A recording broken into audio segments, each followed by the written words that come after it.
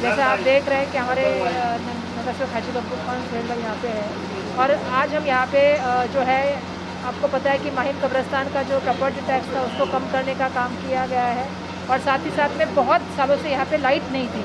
आज उस लाइट को खंबे का जो है उसका लगाने का काम होगा। यहाँ पे लाइट का प्रावधान जो है वो करने का निर्णय जो है वो काम हो गया है। और कुछ समस्या यहाँ पे है, जैसे आपको पता है कि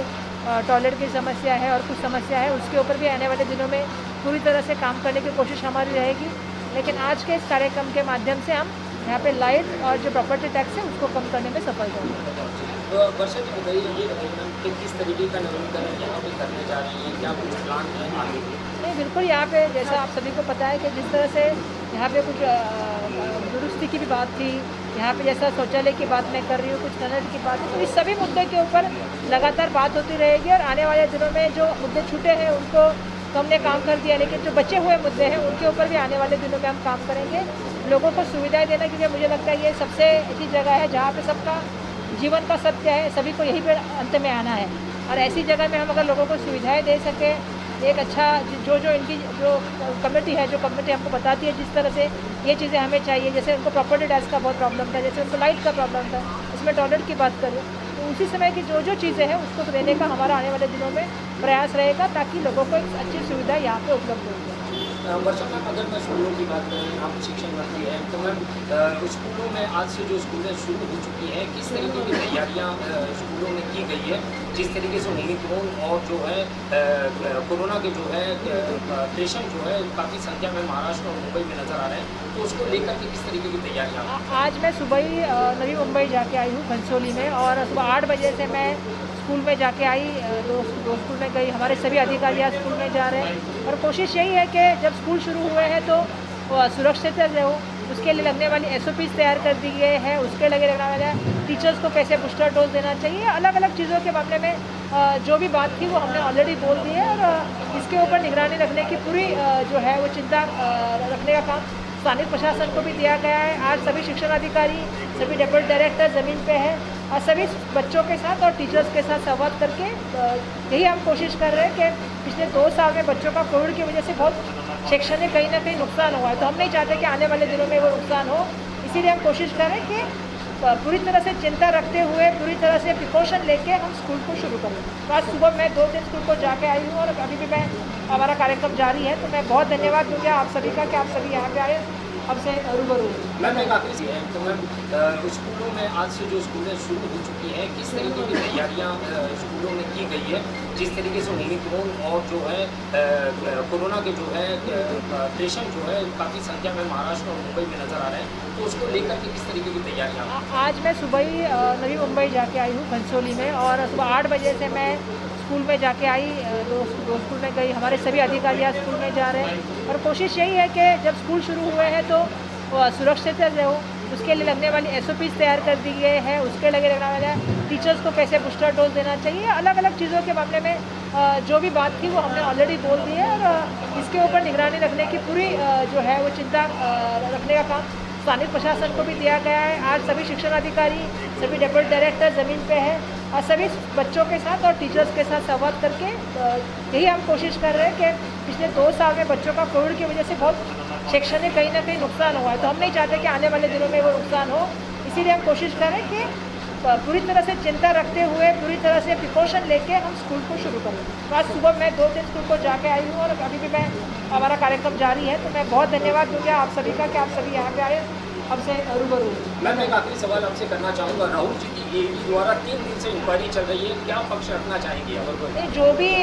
केंद्र सरकार के खिलाफ, मोदी सरकार के खिलाफ बात करता है उनके ऊपर ED, CBI और अलग अलग यंत्रणाएँ जो है काम करने का काम लगातार केंद्र के शासन से होता है। राहुल जी ने हमेशा ही लोगों की, जनता की आवाज़ बन के लोगों के प्रश्न उठाने का काम किया, चाहे वो कोविड कार्यकाल में आपको पता है कि वैक्सीनेशन की बात हो, रोज़गार की बात हो, महंगाई की बात हो, आज भी वो लगातार लोगों की आवाज़ बन के आ रहे हैं। तो कहीं ना कहीं उनकी आवाज़ दबाने का इस देश के संविधान और इस देश की लोकशाही को लोकतंत्र को कहीं ना कहीं दबाने का करने का काम जो है वो इन सरकारी यंत्रणाओं के माध्यम से किया जा रहा है, जो बिल्कुल सरासर गलत है। क्योंकि इस देश के संविधान ने जो विरोधी पक्ष है उसको जनता का दर्पण जैसे आग में लिया है, वैसा वो भी काम उनके माध्यम से होता है। लेकिन दुर्दैव से हम देख रहे हैं कि दिन ब दिन ईडी और सरकारी यंत्रणा का वापर करके एक तरह का दबाव तंत्र जो है वो लाने का काम केंद्र की सरकार के माध्यम से, मोदी सरकार के माध्यम से होता है। तो मैं यही कहूँगी, अगर लोकतंत्र में टिकाना है, लोकशाही, और हमें अगर देश का संविधान बचाना है तो हम सबको इसमें एकदम संग बन के आना होगा। जिस तरह से राहुल जी के ऊपर आज ये बात है, सोनिया जी के ऊपर बात है, आपको पता है केस क्या है? पीछे पुराने एकदम ज़माने के कुछ केस निकाल के उनके ऊपर वो ईडी का नोटिस देने का काम होता है। आज हम देखते हैं अलग अलग लोगों को होता है। तो मैं यही चाहूँगी कि ये दबाव यंत्र जो इस्तेमाल किया जा रहा है उसका हम धिक्कार करते हैं। कांग्रेस पार्टी ने अंग्रेजों के खिलाफ लड़ाई लड़ने का काम किया है, हम आगे पीछे भी लड़े हैं, आने वाले दिनों में भी लड़ रहे हैं और आगे भी लड़ेंगे, ये मैं आपसे कहना चाहती हूँ। धन्यवाद। जो पहले चैरिटी कमिश्नर में था, अभी वक्फ बोर्ड में है, और यहाँ की बॉडी भी जो है एक प्रोफेशनल बॉडी है। हम लोग खुद अभी ISO सर्टिफिकेशन के लिए जा रहे हैं, और जब कब्रिस्तान चला रहे हैं तो उसको हम लोग का लीगल जो है वो शरीयत के तौर पे भी देखते हैं और लॉ ऑफ लैंड के हिसाब से भी देखते हैं, और जितनी सहूलत जो हो सकती है वो हम लोग कोशिश कर रहे हैं। और टाइम टू टाइम जो भी गवर्नमेंट्स आती है तो उससे जो भी बेनिफिट्स हमारे को मिल सकता है। यहाँ हमारे साथ में आज वर्षा ताई है, गुरु खान जी है, जो इतनी वो भी अप्रोच हुआ गवर्नमेंट के पास, उसमें भी हमारे को काफ़ी रियायत मिली। तो जो भी यहाँ की जो तकलीफ़ होती है तो इमीडिएटली हम लोग इनको बताते हैं और वो लोग सामने से हमारे लिए ये काम करके देते हैं। तो हम लोग भी ये काम जो है इसके लिए करते हैं बिकॉज ये एक सोसाइटी के लिए, कौम के लिए काम है। लोग यहाँ आखिरी स्थान है ये लोग का, तो जितना यहाँ बेनिफिट हम दे सकें, जितना इजी वे आउट कर सके, उसमें हम लोग पूरी कोशिश करते हैं। सुनील भाई, मेरा सवाल आपसे है कि मुंबई में और भी ऐसे कब्रिस्तान हैं जिनको कुछ और भी मदद की ज़रूरत है, आपके अगर ट्रस्ट के विजिट आएंगे क्या वो आगे आ सकते हैं और मदद के लिए? एक मुहिम भी चली थी पहले, वडाला में भी कब्रिस्तान का इशू चल रहा था जिसमें गवर्नमेंट से बात की थी, तो वहाँ कलेक्टर से भी मेरी बात हुई है कि और काफ़ी लोग ने उसको सपोर्ट भी किया है, वहाँ भी एक कब्रिस्तान मिल रहा है। तो यहाँ हमारे पास एक प्रोफेशनल टीम है जो लोगों को गाइड करेंगी रिगार्डिंग मैनेजमेंट ऑफ कब्रिस्तान, गवर्नमेंट से लाइजोनिंग, बिकॉज हमारे साथ में जो लोग जुड़े हुए हैं वो भी अच्छा काम करना चाहते हैं, तो इंशाल्लाह हम लोग उसकी मदद करेंगे। Thank you. जो ट्रस्ट ने खास करके सोहेल भाई की तरफ से कुछ बातें रखी गई थी, और उस बातों में दरगाह पे बात जब शुरू हुई तो यहाँ के कुछ इश्यूज थे जिसके लिए मैडम ने और मैडम की सरपरस्ती में वो काम शुरू हुए। कब्रिस्तान में काफ़ी सालों से लाइट का प्रॉब्लम था, और जब रखा गया तो वो देख के एक हैरत हुई कि एक ऐसा कब्रिस्तान जो कोरोना जैसे काल में भी सबसे पहले अगर कोई कब्रिस्तान की ट्रस्ट और यहाँ के जिम्मेदार ने कोई कब्रिस्तान बॉडी लेने को तैयार नहीं थे और इन्होंने फर्स्ट यहाँ से शुरुआत किया। उसके लिए मैं सोहेल भाई ने उसमें बहुत मदद किया। देखा होगा कि सबसे पहले एक बॉडी को जला दिया गया था और उस टाइम पे सोहेल भाई ने स्टैंड लिया और सब लोगों ने मिलके ऐसी एक तो अच्छी जगह, और ये तो शहर खामोशा है और यहाँ पर सारे लोगों को रहना है, तो ये ट्रस्ट ने जो शुरुआत की काम की और उसमें हम लोगों ने थोड़ा सहयोग करके यहाँ पर काम किया, और मैडम की सरपरस्ती में हम बहुत बड़े काम यहाँ पर कर चुके जो बहुत सालों से पेंडिंग थे। और जब मुझे मालूम पड़ा कि यह एक बहुत बड़ा जो टैक्स का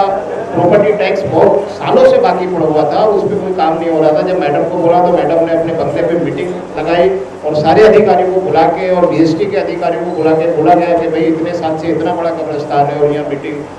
लगा के उसमें ये समझाया गया कि भाई यहाँ क्यों नहीं हो रहा है। तो BST ने भी उस पर डायरेक्टली G0 के वार्ड ऑफिसर ने उस पर स्टैंड लिए और बहुत जल्दी हमारे ये काम हो चुके हैं। और मैं मैडम को इसके लिए बहुत धन्यवाद देना चाहूँगा कि हमारे इस कब्रिस्तान के लिए मतलब बहुत पुराने जो काम थे वो हो गए, और आने वाले दिनों में जो पेंडिंग काम है कुछ उन्होंने लेटर दिए हैं कुछ, और हम उम्मीद करते हैं कि मैडम की सरपरस्ती में वो काम भी हम बहुत जल्दी करके देंगे। बब्बू खान जी, फंडिंग क्या, ऐसे कामों में फंडिंग का काफ़ी बड़ा हाथ होता है, तो फंडिंग के मामले में किस तरीके से फंडिंग मुहैया करवाया जाएगा इन सारे कामों के लिए? नहीं, अभी तक जो काम थे वो महानगर पालिका के काम थे, तो वो महानगर पालिका अपने फंड से काम कर रही है, और ज़रूरत लगेगी तो सरकार की तरफ से भी कोई ना कोई फंड का अरेंजमेंट करके यहाँ के काम करके देंगे।